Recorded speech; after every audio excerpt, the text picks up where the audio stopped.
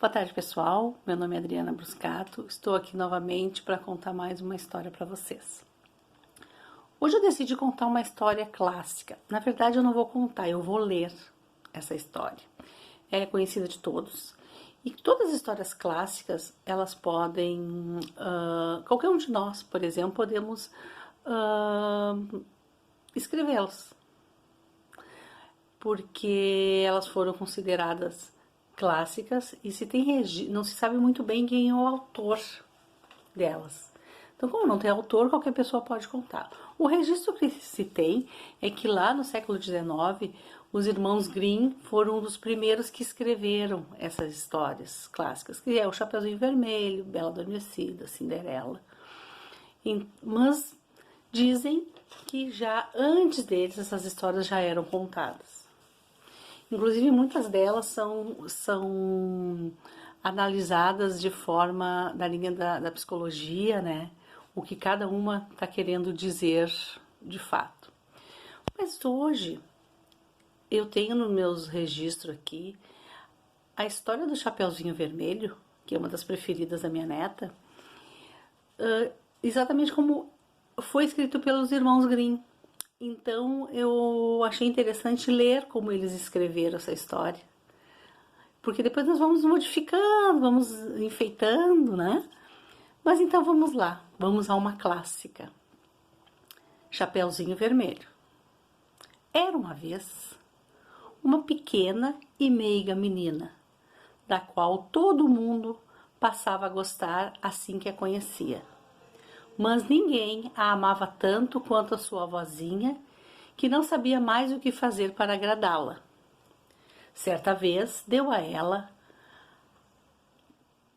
um chapeuzinho de veludo vermelho, que lhe ficou tão bem que a menina não queria usar outra coisa, ficando assim conhecida como Chapeuzinho Vermelho.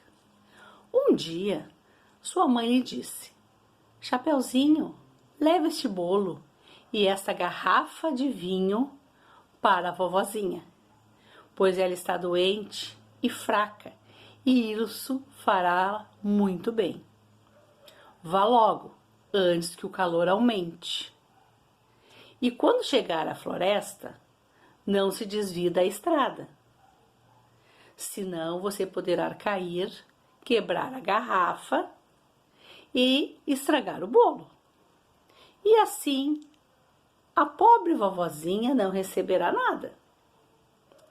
Quando você chegar lá, não esqueça de dizer: Bom dia, vovó. E não fique olhando curiosamente para todos os cantos. Farei tudo como me foi recomendado, respondeu a menina, estendendo a mão para a mãe. Acontece que a vovó morava na floresta, a mais ou menos 1h30 da aldeia onde Chapeuzinho morava com a sua mãe. Chegando à floresta, Chapeuzinho Vermelho encontrou o lobo. Mas como ela não sabia que ele era um bicho tão malvado, ela não se assustou de ao vê-lo. Bom dia, Chapeuzinho Vermelho, disse o lobo. Ela disse: Bom dia, lobo. Conversaram ambos sobre o motivo da presença de Chapeuzinho Vermelho ali. Sobre a avó doente, a informação de Chapeuzinho Vermelho acerca do local em que a vovó morava. Sua casa fica embaixo de 3 grandes figueiras, próximo da Nogueiras, que com certeza você deve conhecer, explicou Chapeuzinho Vermelho ao lobo. O lobo então pensou: essa pequena e delicada menina é um bom petisco, que será ainda mais gostoso do que a velha. Terei de ser astuto para pegar as duas. O lobo continuou acompanhando o Chapeuzinho Vermelho por algum tempo. Então falou: Chapeuzinho, olha essas belas flores que estão ao nosso redor. Por que não procura observá-las? Parece que você nem ouve o canto dos pássaros. Pelo seu jeito de andar, dá a impressão de que vai parar, que vai parar a escola quando aqui na floresta é tão mais divertido. Chapeuzinho Vermelho arregalou os olhos para ver os raios do sol dançando por entre as árvores. E como tudo ao seu redor estava cheio de lindas flores, pensou: se eu levar um ramalhete para a vovó, ela ficará muito contente. Ainda é cedo e eu chegarei a tempo. Desviou-se do caminho para então pegar as flores. Com isso, demorar-se e dar tempo ao lobo chegar à casa da vovó, que ele devorou imediatamente, deitando-se, vestido com as roupas até a chegada de Chapeuzinho Vermelho. E seu estranhamento quando as orelhas eram tão grandes, os olhos eram tão grandes e etc, e etc.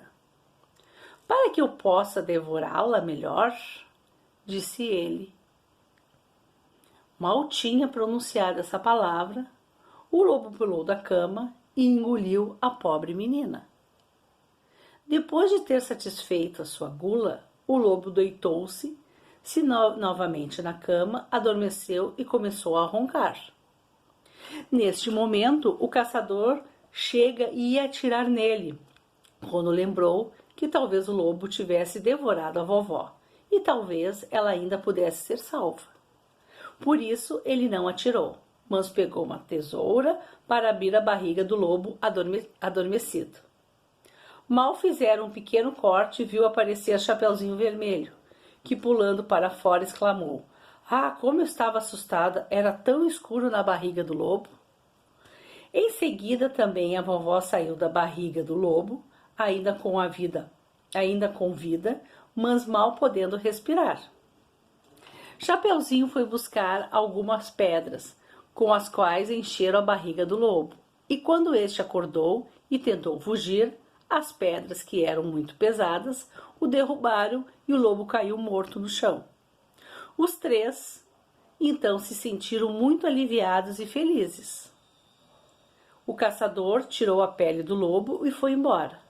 A vovozinha comeu o bolo e bebeu o vinho que Chapeuzinho tinha trazido e logo sentiu suas forças voltarem. Chapeuzinho Vermelho, por sua vez, pensou: nunca mais sairei da estrada e penetrarei na floresta, quando isso for proibido pela minha mãe. Então essa história, que é uma história clássica que todos nós conhecemos, eu quis ler exatamente para vocês verem como ela foi escrita, né?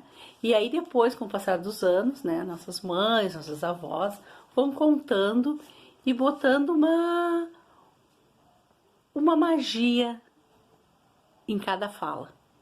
Por que esses olhos tão grandes, vovó? Para te enxergar melhor, minha netinha. Por que essas orelhas tão grandes? Para te ouvir melhor, minha netinha. E esse nariz, vovó, por que tão grande? Para te cheirar melhor, minha netinha. E essa boca, vovó, por que tão grande? Para poder te devorar, minha netinha. E assim chegamos ao fim de mais uma história, onde todos aqui viveram felizes para sempre, menos quem era mau.